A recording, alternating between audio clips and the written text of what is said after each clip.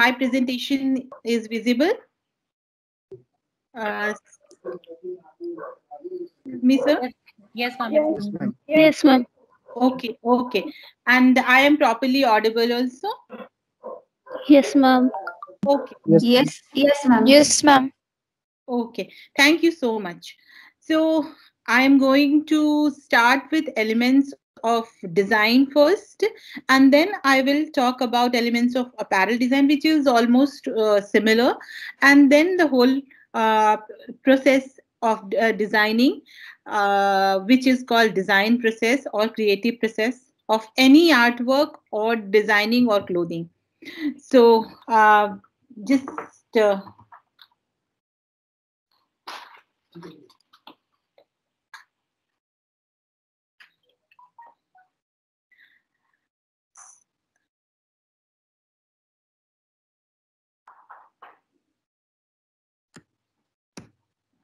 okay. So, for any design or any artwork, for that matter, in fine arts also, these are the basic elements of design. We use these basic elements of design to create anything from garment to visuals to product, accessory, anything. Then there are principles also, which is the guidelines. We will discuss that also. So first, I'm going to start with elements of design, which is basic building units of design. Using these building blocks, we can create anything from any product or any visual, 2D or 3D. So the first element of design is point or dot. Generally, dot is considered as dimensionless. It has no dimension. But when it becomes a point or a point, but when the dimension starts increasing, it starts taking shape. Yes. Excuse me.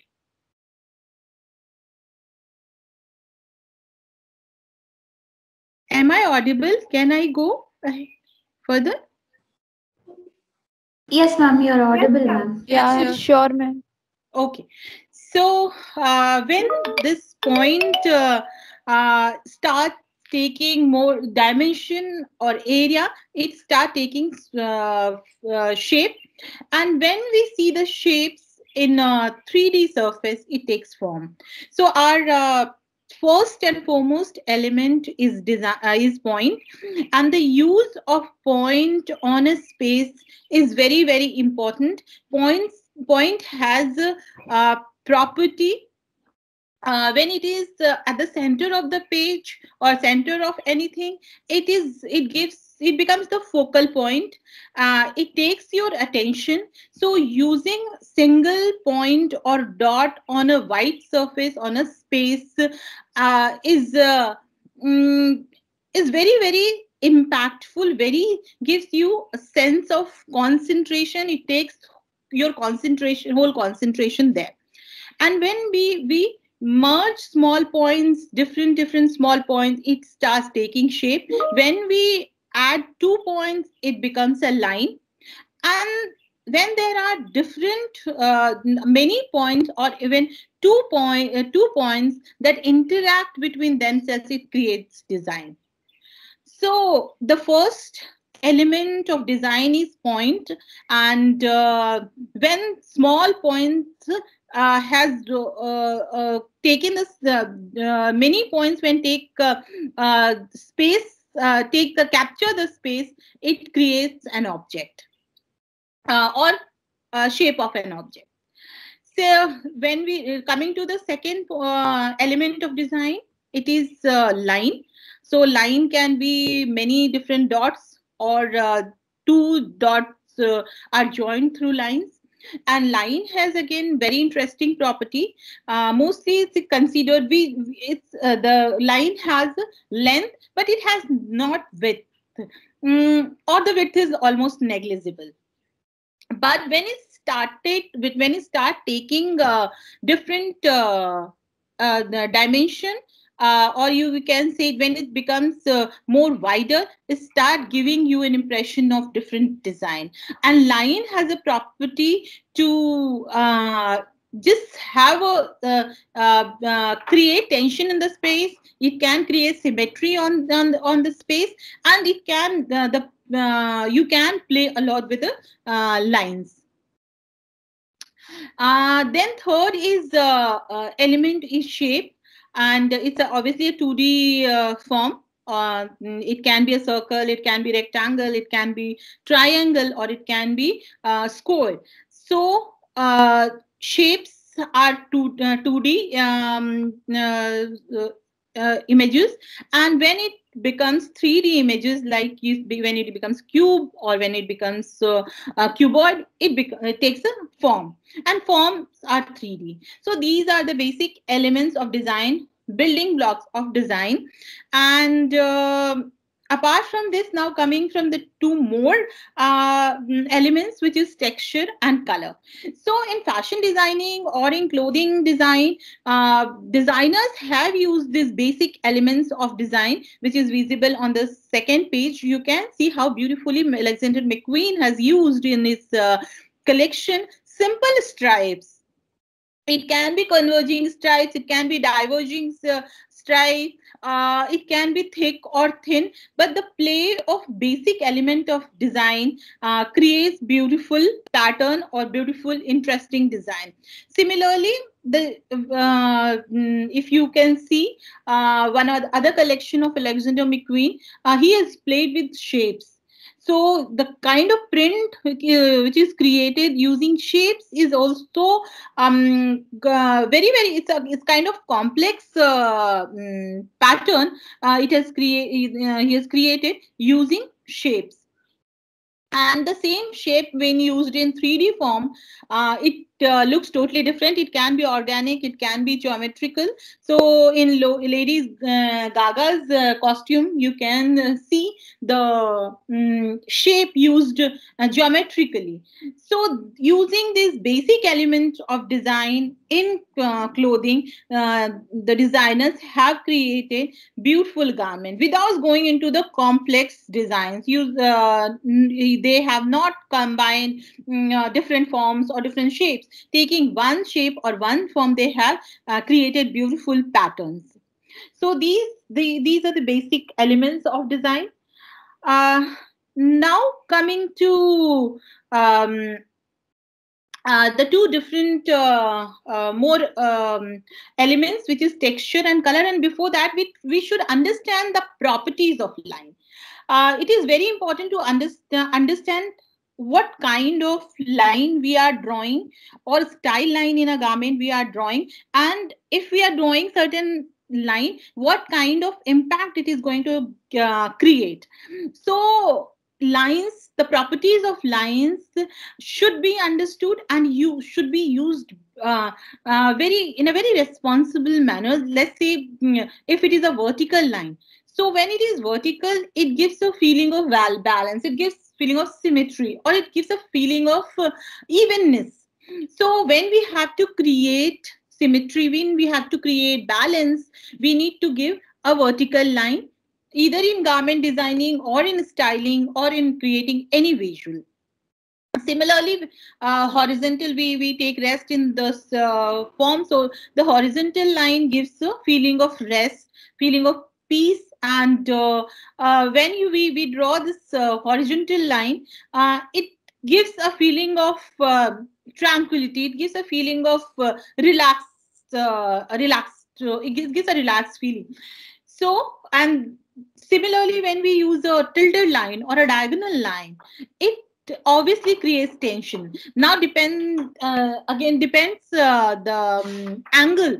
If it is acute angle, what kind of feeling it gives, how tense the garment, how busy the garment will look, and if it is obtuse or some other angle, or at 90 degree, what kind of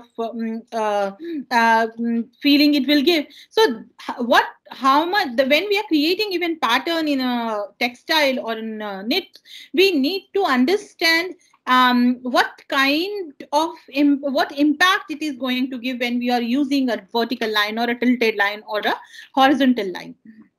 Now coming to the feminine and masculine line. When we use straight line or a line simply, the edges, when it is rectangle or it's not circular, it gives a masculine feel. And as we know, the female body has curves and it's more soft. When the edges are soft or more circular, it gives a feminine or softer look. Basically not feminine, it can be in menswear also, but will give a very softer look. So these are the properties of line we should understand when we are designing or styling a garment. Coming back to two more elements, which is texture and color. Texture is what, when we touch, what we feel. So bark has some kind of texture, tree bark has some kind of texture, soil has some kind of texture. So textures are sometimes visible and sometimes you can feel it. It's when we see textures but we cannot feel it, that is called visual texture. And when the texture which we can feel also when we see it, it is called tactile texture. So when we do work a surface, when we do surface work, it gives kind of texture, and what kind of texture we want is very important. Let's say when we are designing kids wear. So in kids wear, the texture cannot be rough. Even if we are trying to give tactile texture, the texture cannot be rough. The texture has to have only visual for visuals feel. So this is this was a collection by Alexander McQueen. He had given crocodile print, and it has a beautiful visual texture, but the fabric was silk, so the texture was only visual texture, and you cannot feel it. So at the same time, Galliano has created lots of effect through fabric, and it was surface work, and the texture was tactile. You can feel it in his Dior work at when he was working with Christian Dior. He has created the whole collection based on the texture. So these are the basic elements of design and apparel design. So whenever we are using lines, dots, or shapes or forms, we should be very careful what kind of impact it is going to create. And when we are designing texture, colors and texture, these two things are very important. Again, these are in fact more important than the lines and dots, because depending on the colors and texture, we actually attract customers first. Now coming to the last element, which is color, but it's not the least, because this is the most important element. And colors actually attract customers. The first thing that attracts customer is the color of the product. So color is the basic element, but is the most important, and developed by Isaac Newton. The whole color wheel has so many combinations can be created. Colors has those purest form of hue, and then it changes, the value changes, tint changes, shades changes, and we have the whole color wheel developed by Isaac Newton. And then the combinations are also given. Which combination will be pleasing to our eyes? Can be complementary colors, it can be warm colors, it can be some other combinations of highlighting colors. And colors decide the mood depending on the combinations. So whether we are buying for festival, or we are buying for any other occasion, or we are designing for uniform, colors play the most important role. So I guess the most important element of design is clothing design is color. And this the best picture is by Manish Arora, who handles the color in a very uh, he's actually very an expert in handling colors. And the use of combination of primary colors with secondary color, we have only three hues, and when we all know, when we mix it we get secondary and tertiary colors. So the combination of primary, secondary, and tertiary colors actually create magic in designing garment. So this was about elements of design and how to handle garment. These are the basic building blocks, how to use the elements and how to use texture and colors. So the whole garment can be created using these elements of design. But the designing is not only putting things together, putting the elements together. Designing has some principles also, and these are called principles of design. Principle of design is not just not very strict rules, but these are just guidelines. If we will follow these guidelines, we will create interesting design. We can create masterpiece. We can create good design. But before or we can reject it totally, reject, we cannot follow the but before we reject these guidelines, we should know the guidelines, because after lots of experimentation or practice, design practice, the guidelines has been formed. So if we follow these guidelines, we know how to follow the guidelines, we will create perfect design. So these are the principles of design. So basic principles of design is balance, rhythm, proportion, similarity, proximity, closure, figure ground, emphasis, and emotion. So the principles: balance, rhythm, proportion, emphasis, and emotion. These are the guidelines, and rest are the laws given by school of psychology called Gestalt. So these are called Gestalt's principles or Gestalt law for designing, and these are psychology laws, or we can say guidelines, which is called law of similarity, law of proximity, law of ground, closure, and law of figure ground. So we will see in detail. We just see the example. So the first guideline is balance. Balance is very important. Balance. Ma'am, Yes. ma'am, Yes. I'm Priyadarshini. I'm an assistant professor in IIFT. Ma'am, you were talking about some Gestalt principle. Yes. Could you just tell about it again, ma'am? I will talk about Gestalt's principle in my coming slides. Okay, ma'am. Thank you. So I was talking about balance. So balance is basically here we are not talking about putting equal masses on.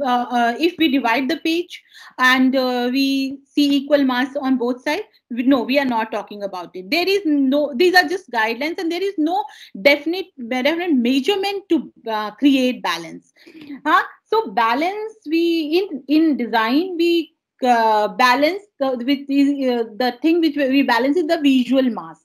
Visual mass can so the balance can be symmetrically balanced, means equal visual masses on both sides if we divide the paper from the center, or it can be radial balance, which is if we cut the black design from any corner, we will get similar two pieces, equal two pieces, or exactly same two pieces. So that is radial balance. And now the lower two pictures, with it talks about visual balance or asymmetrical balance. Although the masses on both sides are not equal, but when we see it visually, it looks balanced. So there is no rule how we can create this kind of balance. This comes when you keep practicing design, and you keep analyzing old design. So this asymmetrical balance is a very tricky one, and this comes with design practice. Uh, and now when we see the designers, um, this balloon dress by Gauri Nayanika, totally balanced, and or the back of design is totally balanced, or we can see Kate Moss in her futuristic garment, totally balanced. Whereas when we see the lower ones with the Victor & Rolf and Alexander McQueen, the masses on both sides, the fabric on both sides are not balanced. Still, it is giving us a feeling of balanced. So probably in Victor & Rolf has tried to balance it using color, darker color, which is black color. On the other side, it's pink. Or just visual balance comes with this is a sense of balance that comes with your design practice, but there is asymmetric balance which is there. It exists in design, and there is no certain guidelines how to create this kind of balance. There are other principles, which is rhythm and proportion. Rhythm is when we repeat lines or dots or any element, it creates rhythm. And rhythms are sometimes it creates harmony, which it gives very pleasant feeling. And so whenever we use draped clothes and layered clothes or tiered clothes, it gives a feeling of rhythm.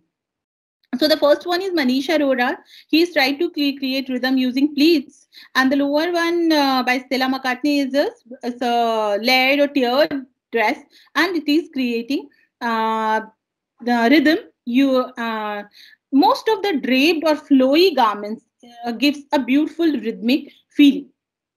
Now coming to proportion, obviously this is very, very important, and this again comes to relativity, how the size or quantity or print or pattern will be divided or relatively used in a garment will depend on that gives a feeling of, again, a balanced garment. So we were talking about Gestalt principle. Coming to very quickly, I want to talk about Gestalt's principle.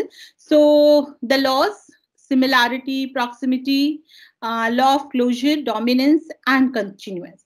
So what Gestalt principle says that when we see small units, small elements, we don't see it as single element. We see our eyes perceive it as a complete whole. Like when we see in the similarity and proximity, the small units with some small squares, our eye perceives it as a one pattern or one image. This is the law of similarity, of Gestalt.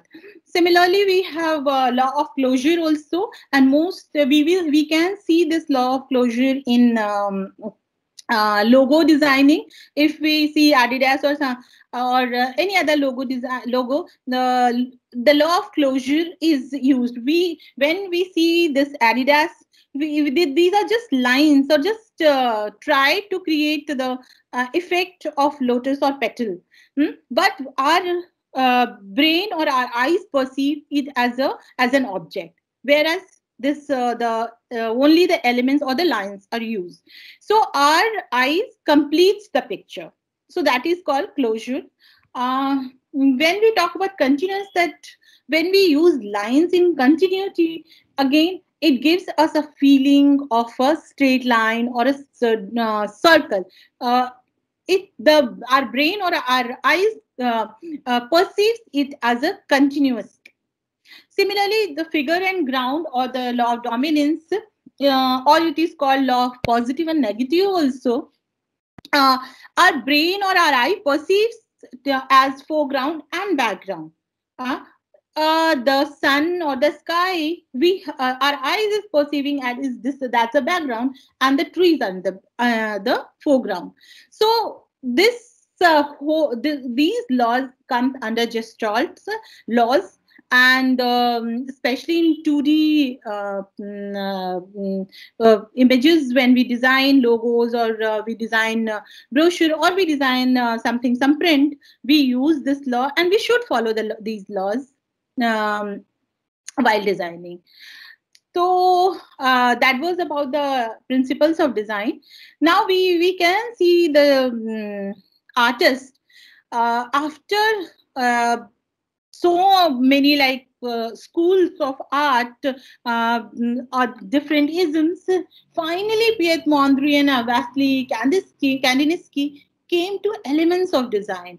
And when they used these elements of design, they actually found themselves closest to design, and they got the that they after that they felt that my designs, I'm becoming closest to God, or we can say the kind of spiritual feeling they got when they created the designs. That's a different thing. When the Piet Mondrian design, why it is considered as iconic design or masterpiece, is again the use of space, and the use of balance, the use of harmony, use of emphasis. This Piet Mondrian, or the series of paintings by Piet Mondrian, mostly follows the principles of design.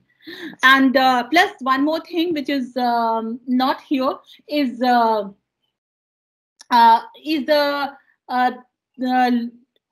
laws used in a very symmetrically asymmetrically balanced manner. And Piet Mondrian, every artwork follows golden ratio. So this has become iconic painting, and we can see how beautifully the elements of designs are used in painting and in masterpieces. Now, coming to the other elements, which is actually not mostly found in textbook, but when we design something, we have to consider all these elements, or these are, we can say, the tools to create interesting design. So the first, again, the most important thing is emotion. Emotion is very important, and how we, whenever we feel something, how we express it, how we communicate it, is very, very important. So emotions arise towards people, towards places, towards food, anything can create trigger emotions. But how we channelize our emotion, how we express our emotion is again important. And for this, what we use concept note in our design. Sorry. So concept note is a preparation or writing a concept note is very important, and it talks about your whole journey or your whole design process. So how you express your emotion on paper, and then finally how it is converted into your design, is the actual design process, and the actual the most important tool of your design. So the image is one place taken at in four different seasons. And if we consider this as our inspiration, taken in spring, and then the other picture autumn or winter or summer, these creates totally different feeling. And if we design range from taking inspiration from one season, the collection will have totally different feel and look and silhouette and colors. Everything will be totally different if we take inspiration from summer, or summer is our visual board. So how we what we feel, how we express our feeling, and the use of right word, use of right sentence to express our feeling, and then to convert those into a mood board or the visual board is a very important tool for designing. I got this case study from Art Academy, some students, and I really like this one when she describes her emotion, and then when it is translated into her garments. So her collection name was The Birds, and she writes, I decided to make the fashion collection called The Birds, because it is the best way to express my feeling about what is happening night, right now in this world. People are very far from nature. They live and work in stressing, dirty cities, and tend to forget where do they come from, especially during winter when there is normally nothing besides or between office, home, and nightclub. So I imagine my birds coming into the city and making it beautiful just for some minutes. When you don't hear traffic, don't feel the smell of petrol, trash, and smoke. It is a dreamlike moment when everything changes and you see beautiful, colorful birds. Hear them singing and understand that.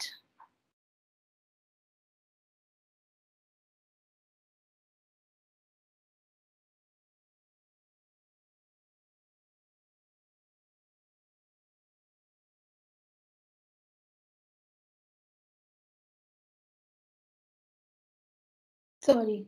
Uh, Understand that nothing else is more singing and understand that nothing else is more beautiful and important than this moment. So this was her concept note. She has expressed her feeling, her emotions in this way, and the way, and this is the garment from her collection and the whole range. So just expressing yourself is the first step when you design, and this is the uh, best tool you can use to design your collection. So expression and communication. Now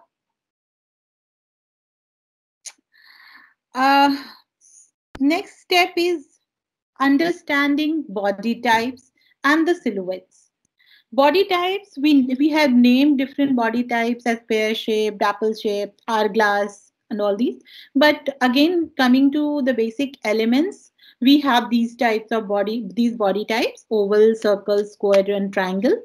Almost all bodies come in this four shapes, and there are variations also. And the garments has these qualities. When the body silhouette is like this, the garment silhouettes also takes the shape. Now, when we try to change the body type, we have to change the silhouette, and then we have to understand what kind of silhouette we should give to a circle body type who wants to become look like a rectangle. So changing body we in our society, or in traditional way, not currently, but in traditional society, hourglass is considered an ideal body type. So everybody wants to achieve that hourglass, and to achieve that hourglass, what silhouette should we give to a rectangle, or what kind of style lines we should create in a garment, or how we should style a garment to achieve that hourglass is very important. So understanding body and how to use lines or the basic elements of design will solve the problem. So that's why I talked about the different properties of lines, how the lines should be used to achieve a desirable body type, even if I don't have that kind of body type. So next, going to next step, that is understanding the language of clothing. Language of clothing is very important to understand. Again, this is not the element, but this is very important, and it is a tool to understand language, what kind of clothing is used to show androgynous look or gender fluidity. So language we understand once we go back to the evolution from prehistoric to the modern clothing. We try to understand evolution of clothing. It's not possible in just 2 pages. I'm trying to show how it defined superiority, how it defined rank, just using purple and gold strips in the togas, Roman toga, made to show that the person is a nobleman or he belonged to a royal family. Similarly, just the loincloth or the lower garment made feel that the person is from a peasant or a labor class. So, trying to understand the understanding of the history or the historical costume gives us lots of information, and based on that we can design or we can think of conceptualizing garments. If someone is from Egyptian, probably when we see purple and gold, it gives the feeling of Egyptian or something. Or similarly, we see Uri's hat, it gives a feeling of Tutankhamun's headgear. So understanding the evolution of clothing is again a very important tool when we are designing. When we see Greek women, we say that okay, the drapes were very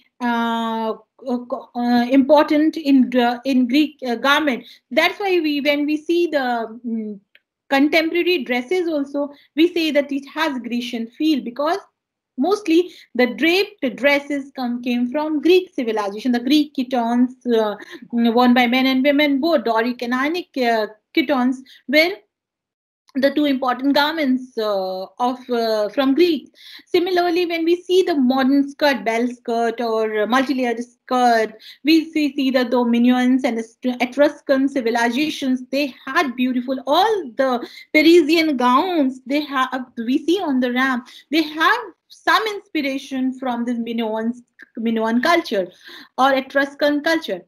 So understanding evolution of clothing, understanding the different types of clothing used in different eras, understanding the clothes worn by different strata is again important tool to understand to design, a very important tool of designing. And then when we have just one element and it says everything. Let's talk about the grandeur and authority or authoritative nature, Elizabethan culture.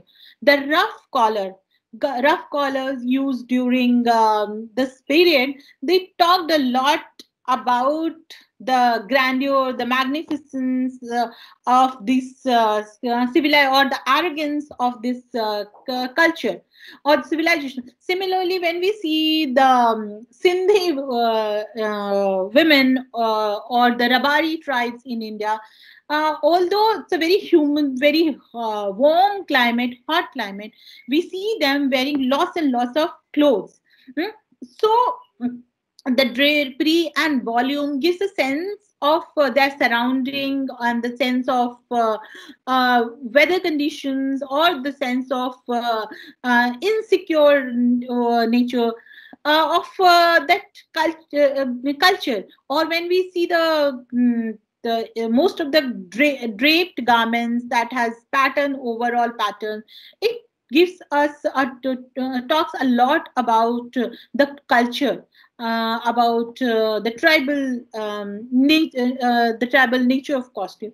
Similarly, costume tells a lot about the sexual appeal also. The French farthingale during Renaissance and pre and post Renaissance, during High Renaissance, and the piece cord belly by when men used to wear with hoses. This was pronounced. This used to talk a lot about the sexual appeal. Obviously, every time people want through their body language, through their costume, they want to attract the other gender, but.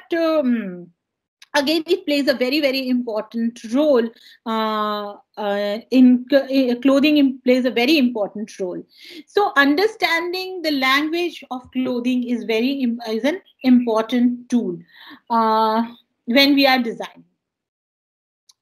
So this was all about the tools. We will talk about more tools like trend forecast, how to understand trends and other things. Let's come to the design process. We have our text and how to emote, how to express our emotions. What we are going to do with the emotions? Let's say we have our emotions, we have the text ready. What is next? So next to the process, the step of our design process will be, we can go in two different ways. First can be designing inspiration, or we can design a board or something, or we can take images inspiration, anything as inspiration, or we can have keywords and then look for the images. So the importance of keywords. What your design is going to convey, what your design is going to reflect. And when this relationship between the designer and the audience is linear, or when audience is understanding your creative process, you are a successful designer, you are a successful artist. So it can work both ways. We have the visuals, we have the inspirations, and then we derive our keywords, or we have our brainstorm chart and we have the keywords, and then we look for the visuals that reflect those feelings. So we can work both ways, and this is again a tool which we use to design our collection. It is not just for the designer, it is for the whole team, because there are so many people involved in the team, and probably keywords people are not going to understand, but the visuals will talk, and it can give a similar feeling to understand your design. So mostly this kind of inspiration or this kind of visual comes with every collection, or by the buyers or the buying houses. And obviously designers also create this kind of collage or just interesting visual. And from this visual, they derive the keywords. And the keywords will give you direction to translate into your just translate this into garment. So brainstorming for keywords is very important design tool, and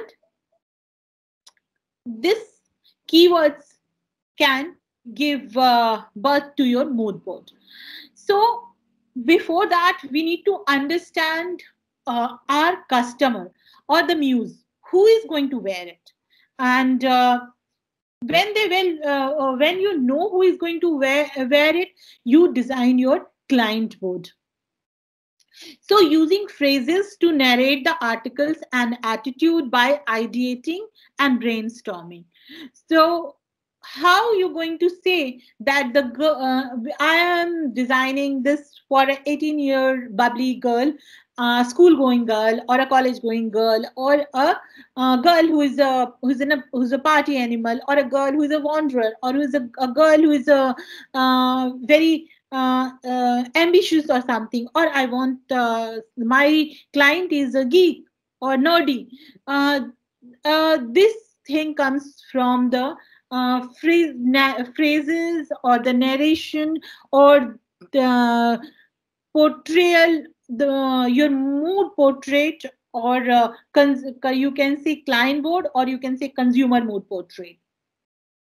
So this is this can be very very abstract also, because when we are creating this kind of board, we are not only giving this to we are not doing it only for ourselves. This is sent to, if it is created by a buyer, this is sent to different manufacturers, to different designers for interpretation. So the phrases or the narrations are very very abstract, but the kind of text we use, and this can be your client board, and then we come to mood board for style directions. Obviously mood board gives you an idea about the silhouette, but mood board talks a lot. It talks about the kind of text which it will come. Let's say that it talks about a sleek silhouette, but the kind of fringing word is mentioned here. So the fonts is also giving us a mood, reflecting the mood of the collection. So mood board, or the style board, is very very it should be, it gives a complete it should be a complete guideline to design the collection.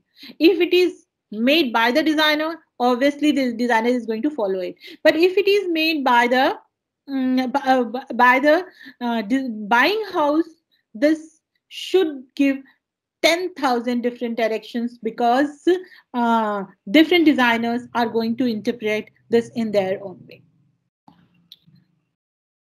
So these are few examples of the mood board, and if a ready-made mood board is received, then how we going to analyze, and how we are going to create our own subboards is very important. So the three visuals are talking a lot about the mood, about the colors, about the whole story. So we have to be visually literate to understand this and analyze this, and then to use it in our collection. Once we have this kind of visuals, we generally take out few keywords, and then we create our own mood, our board, our color story, our client board, and then we start working on the collection. If we have we have to design 3 different collections, we create 3 different set of boards to design further. So generating color story through keywords and narration. Sometimes text is sufficient, although these are taken from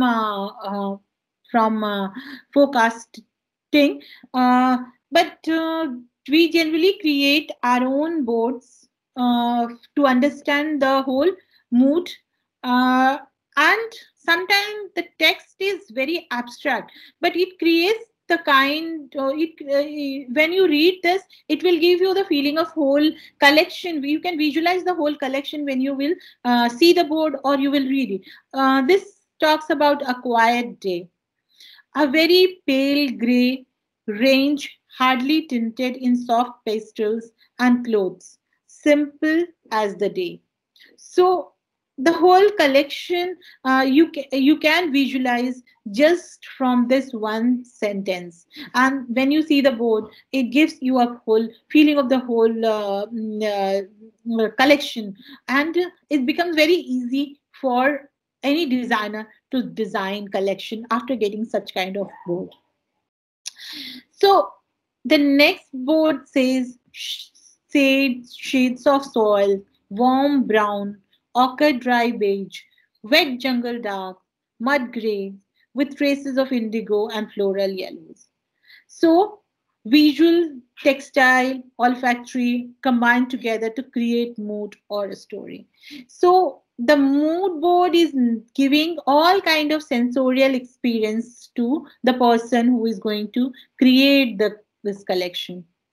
So whenever we design collection, we should understand, we should actually feel what kind of sensorial experience it will is this mood board is giving to the other person. Hmm? So mostly we include everything when we design this kind of board. Now,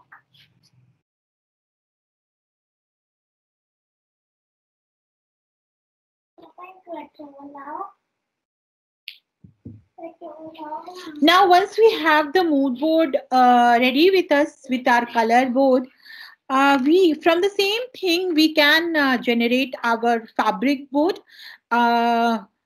We will get an idea, or we can have a different board for our to get the feeling of texture or fabric quality. We can have swatches also in that fabric board, and a similar trim board can be made, or this can be integrated in the fabric board.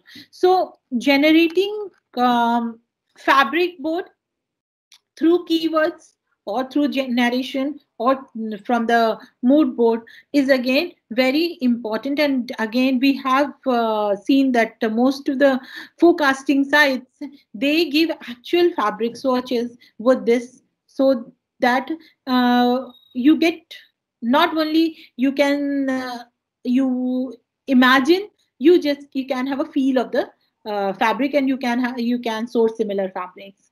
So fabric board or trim board is again important. Now, this is the whole preparation done before we go to design. We have our concept note ready. We start with concept note, and then we create different boards, and then finally we come to our final sketching. So once we have all these board, this is called range planning.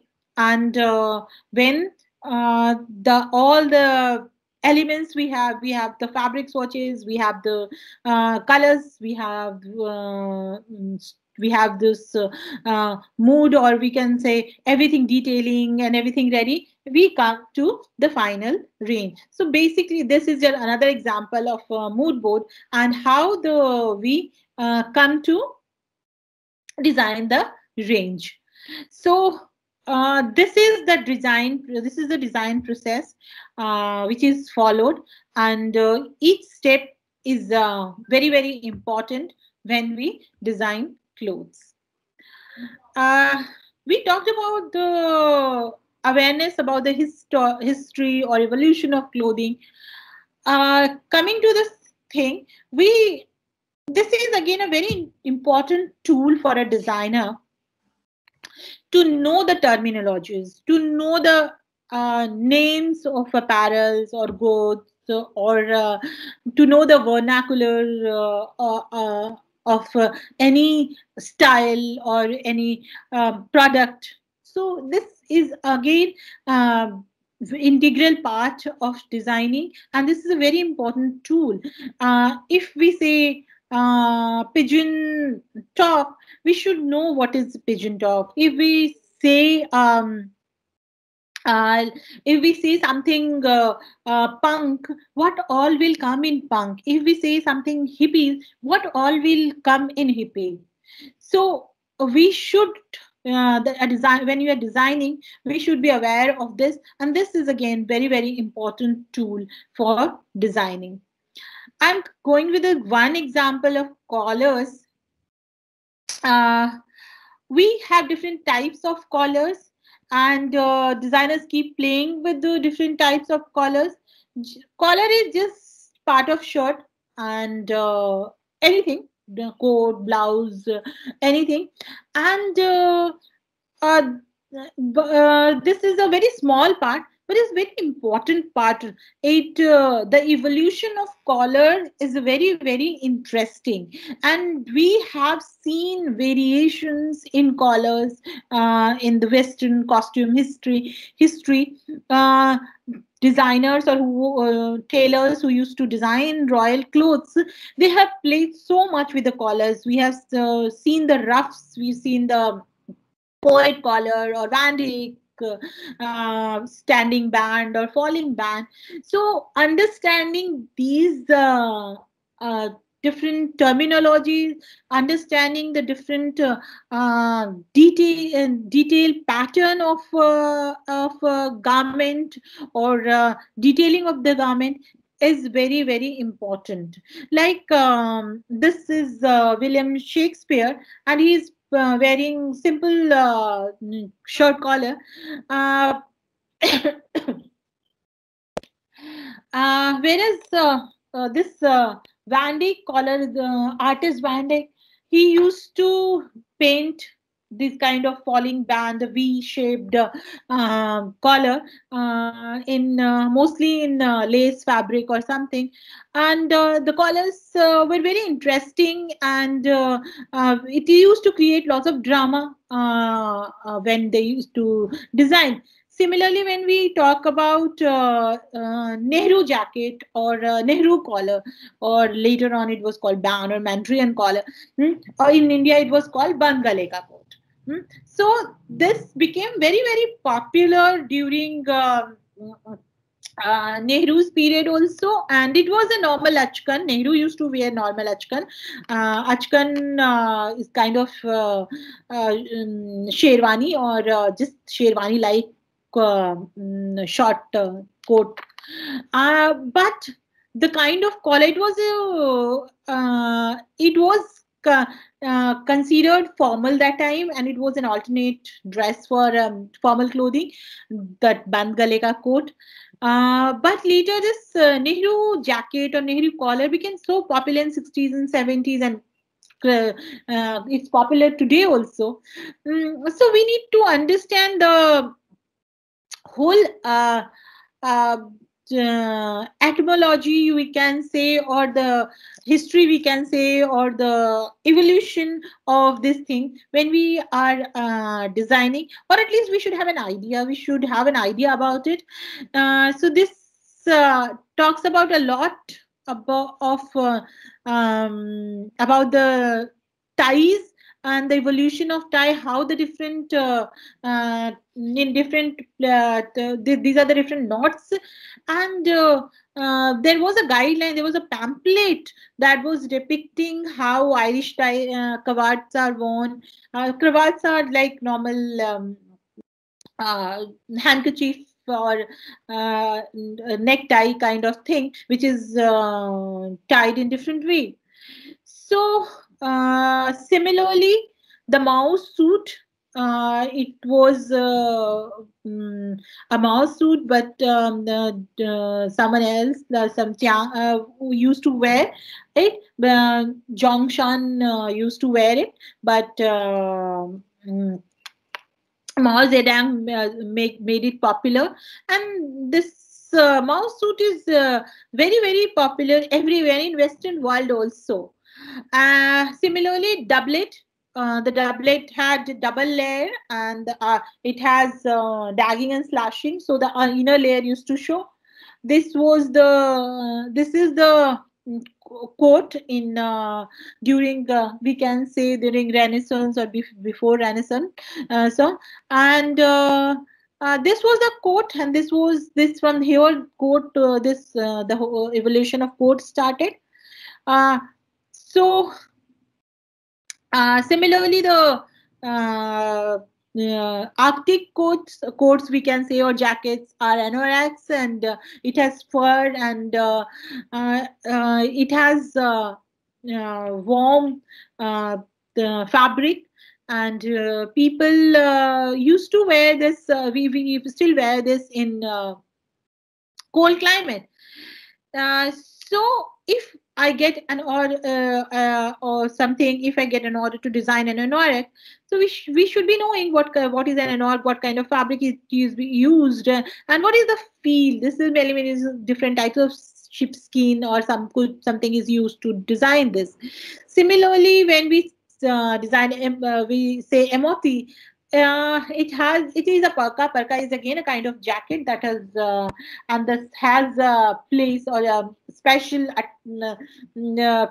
attachment for kids. This is very, very warm and windproof and worn in cold climate. So similarly, the stomach acres are triangular panel, this is used to get a slim waist, and women used to show their upper body through this. So this was important. Initially, it used to be it was made of steel. Later, they started using fish bone and other things in the stomachers.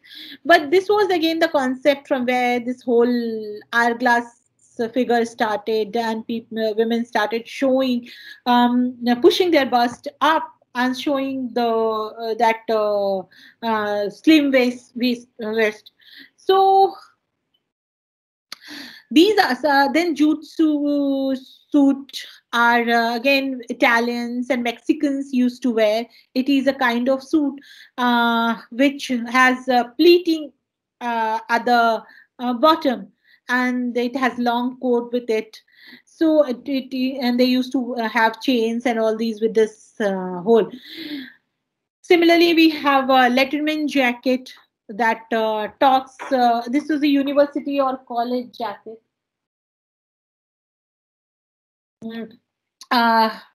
Mostly in schools or colleges, the Letterman jackets were worn in the US, and it had school logo. It has the colors of your school uniform, and mostly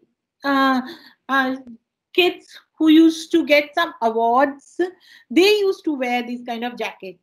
So this all started from American high school, and later on this this became culture, and this became very popular, and now we can see everywhere people wear this Letterman jacket.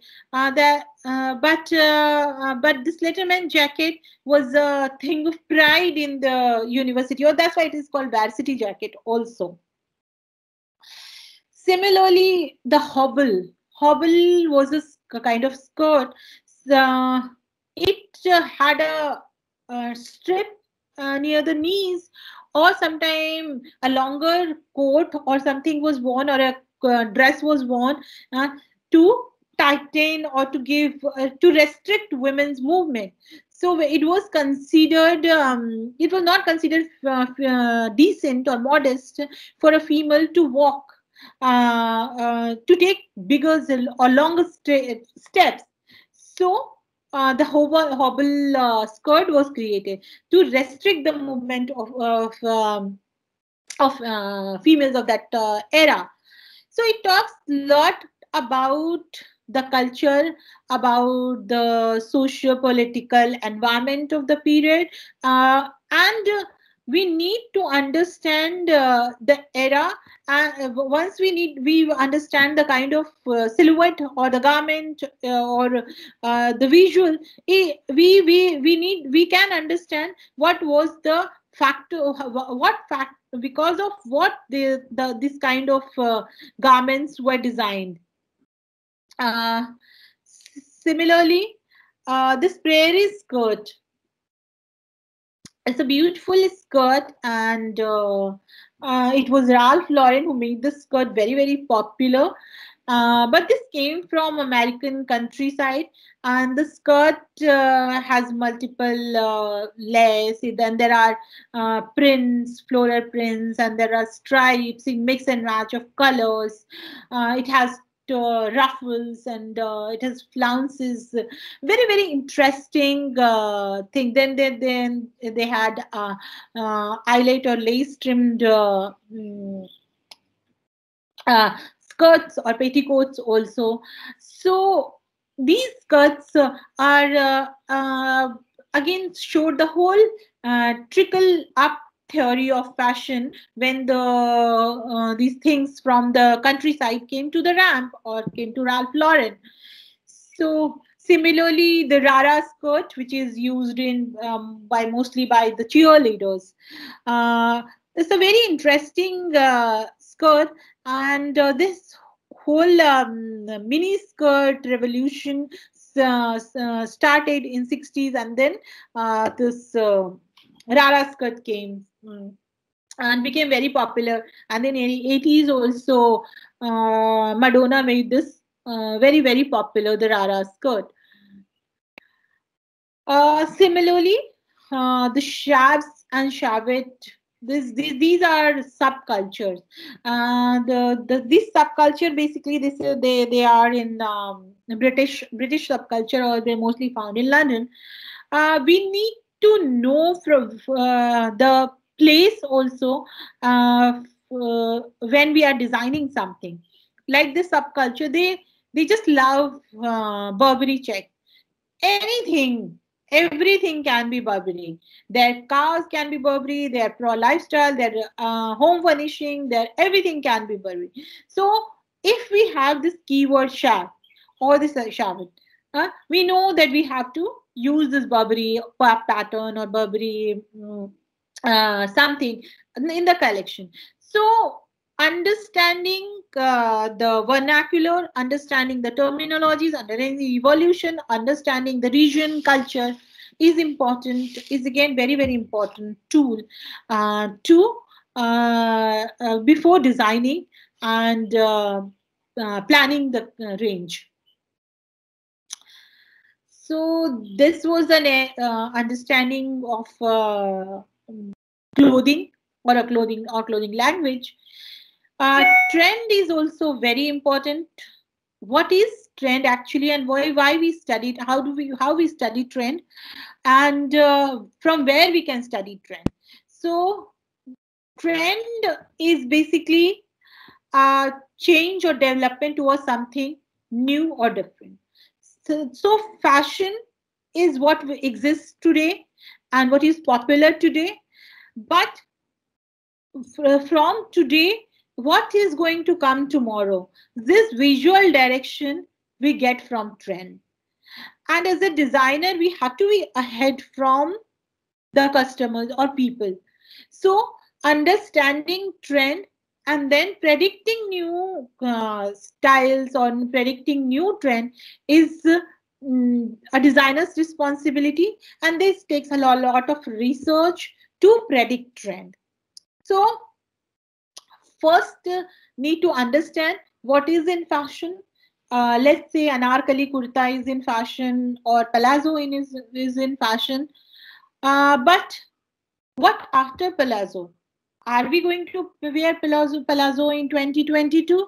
Are we going to wear anarkali in 2022 also? How we are going to know this? So the visual direction we get from trend, how it is going to change and what is going to come next. We understand from trend. So understanding trend is very important for designer, and the whole process of understanding trend is here is important, and for that we need to understand the design research part.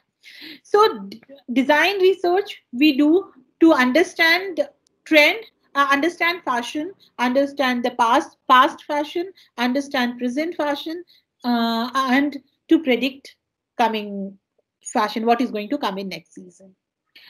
So trends or fashion, which is we can analyze what we can see and observe using our observational technique or sampling technique. We understand what is there in the market, what people are wearing, what they want to wear right now. But when we have to predict what they will wear in next season, it becomes very difficult to understand what to observe and understand, and then to compile what people are wearing right now is called trend spotting. So we have spotted that, okay, currently people are wearing this, this is the trend. Palazzo is in trend, people are wearing, it is in fashion, and it is everywhere. What next? We don't know. So we have spotted trend. Now we have to predict trend. So this is again a very important tool. And designer has to be foresighted to understand this, to analyze this, and to analyze this we go back also. We go backwards, and we have different research tools to know the past behavior. Obviously psychography and demographic study is there, and little bit ethnographic study also we do to understand trend. But the whole visual direction we get when we understand last 5 seasons, 10 seasons, whatever is required, and then probably current trend, and then probably future. So before going forward, we go backward.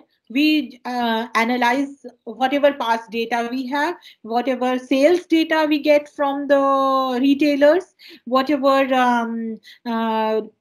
publications and catalogs shows have shown in the last 4 years, 5 years, whatever we have seen in the ramps, whatever was there on the rack and from different designers.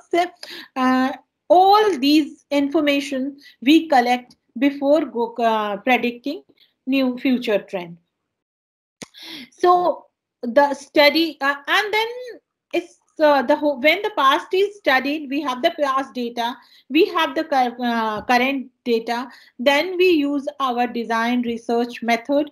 All it can be traditional design research method, or it can be traditional method, or it can be design research methods also. We can do sampling, and we can do random or judgmental, whatever sampling we do, and come to collect qualitative or quantitative data and analyze it. And then we create our mood board and create client board and fabric board. But the forecasting agencies, we have established forecasting agencies like WGSN and Promostrail and College Journey. All these agencies, they have their mechanism, they have their agents everywhere, and they are continuously doing it, and they use very scientific method to understand trend, to understand past trend, and then to predict future trend. So this comes in the form of catalogs, or from the subscription we get from WGSN subscription. It can be B2B or B2C subscription, and then we understand trend. If we are designing for a particular area, for regional, for a particular reason, we try to create our own understanding, we try to create our own forecast, and we create collection. So what we need to understand trend, so as we talked about the trends, we need to understand what is trend, how we can divide trend. So we can divide trends into fads, micro trend, macro trend, and mega trend. What is fad? Fad is the fashion that comes immediately becomes very, very popular, and when we depict it on X and Y coordinate, it reaches to its peak immediately, and then it's sharp decline. So that is fad. It can come from the street, it can come from celebrity, it can come from fashion icons, or it can come from designers also. So fads are actually fashion. It becomes very popular immediately, and then it fades away. So this is called fad, and fad we should utilize. If we are using any fad in our design, we should immediately use it and push it to the market. So I am talking here about the cultural trends. Obviously everything influence clothing, fashion. So what are the cultural trends of 2020? So selfie was a big trend. Taking selfie and then uploading it and seeing the through someone else's eye was a very fad, important fad in this in 2020. Then there was manscaping, that was also very important, a fad where shape or the facial structures are changed. Then there was a cash mob. That was again a very interesting fad in 2020, where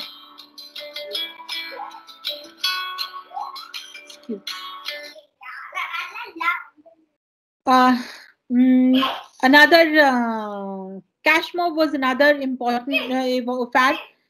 Then oversized homes, were people wanted to live in a luxurious oversized home.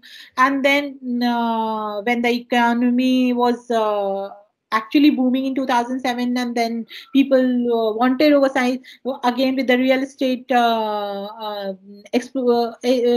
explosion, people again started moving to smaller houses. So all these, and house flipping was another important very interesting fad.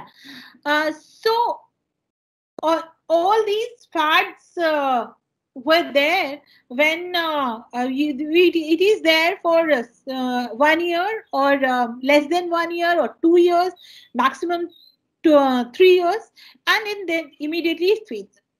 Whereas the micro trends we can see continued for 5 years or more than 5 years or 7 years.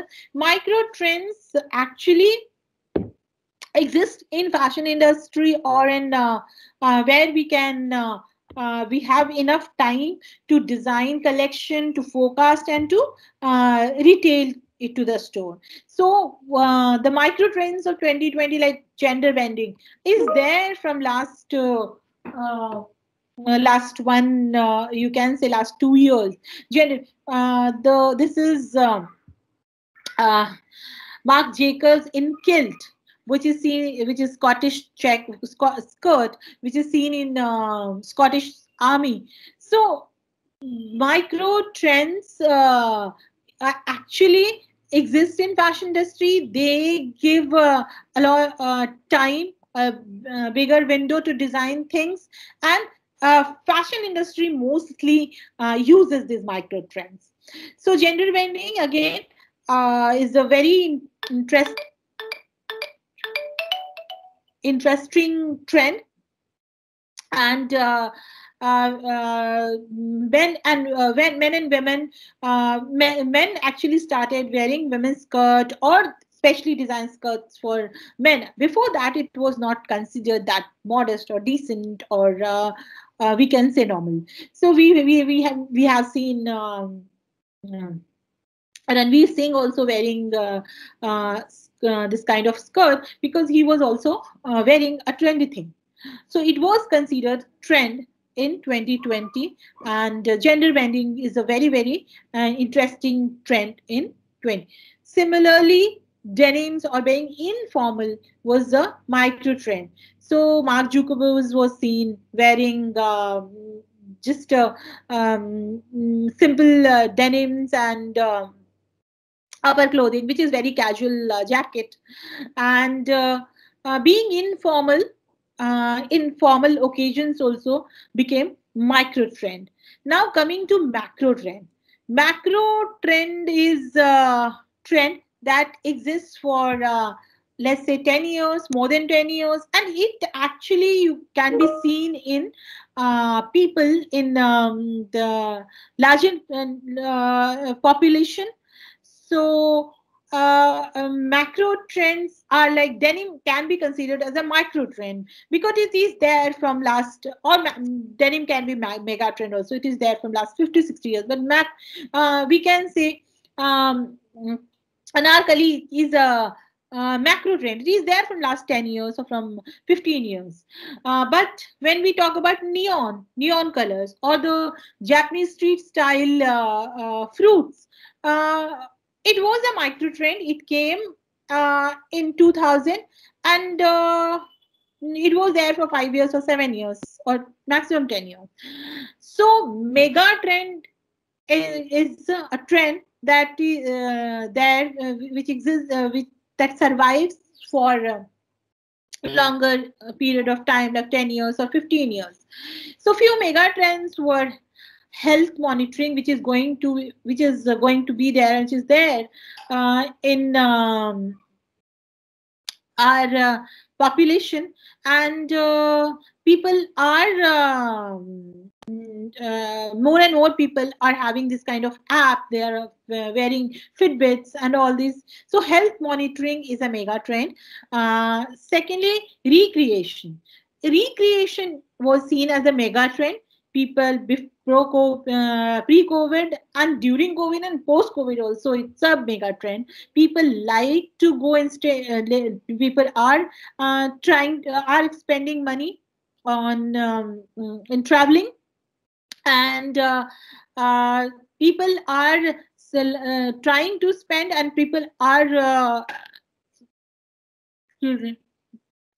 It is seen that people have traveled in last 1 year or 2 years more than they used to travel earlier. So these are few mega trends: recreation, health monitoring, as I said, sexuality and gender fluidity. So the gender fluidity, females are considered very feminine and soft, and male is considered macho. Was the old trend. New trend is gender fluidity. Men can be emotional, men can cry. So this is gender fluidity, which is a mega trend. So the topic of sexual orientation and gender identity have been much discussed in recent times. Most Western societies are now much more open to homosexuality. In the past, the idea of flexible identity spectrum for sexuality and gender is becoming more popular among younger people. And in the fashion industry also, gender-less or gender fluid designs are in trend. This is a mega trend. Then millennial parents, because kids wear, women's wear, maternity and post maternity is a big market. So people are trying to understand this relationship between mother and kid, father, mother and kid. So most of the millennials who become parents now, they are trying to understand their approach. So millennials are in digital world, and they are giving different kind of upbringing to the kids. So their demands are different. So this kind of relationship is understood, and the whole changed atmosphere, relationship between parents and kids is a trend. Parents roles is not only as a breadwinner, or mother is not just a housewife. So the millennial parents are different, and they're trying to be different. They are trying to be different different with their kids. So this is again, millennial parents is another trend. Then fluent spaces is again a very different trend, where using maximum place of your house and creating interesting arrangements, flex and how the space can be used in a flexible way is again a very interesting trend. And new way of education. evolving education, especially the apps and the online courses and virtual reality content become a micro trend. So this was about micro trend.